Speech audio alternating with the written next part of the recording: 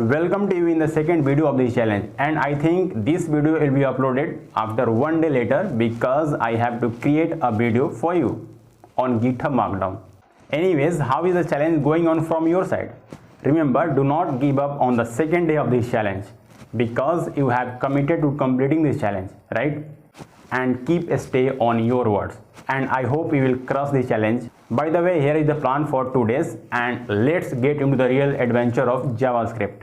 Today I solved a code word problems. The question was that reverse words or sentence with spaces if more than one space are available between the words. Then I solved this question into 3 steps.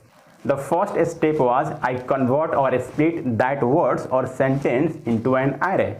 Then I mapped all array items using map method, and inside the callback function of the map method I reverse that array item using reverse method and then join the words, and finally join the resultant array using join method. And that's it. By the way, you can also find the questions and solution from the description box. Then I read a book about the concurrency in JavaScript.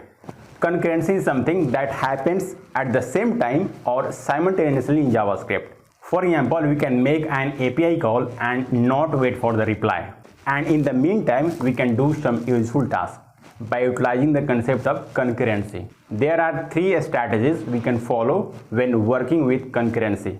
The first one is callback function, and the second one is promises, and the last one is async and await keywords, right? Then I read one more blog on the date object, as you know, because I am building a project on it. Here is the plan for this project. Let me tell you a little bit about date object in JavaScript. So we can create a date in JavaScript in 4 ways. The first one is by passing date string, and the second one is by passing 7 arguments, and the third one is by passing a timestamp, and the last one is without arguments. And finally I shoot half of the video about GitHub Markdown for you, and because of this I did not post any Twitter post today. Along with this, I have also do some basic job like cooking food and also went to the gym. So yeah, that was some challenges I faced at the second days of these challenges.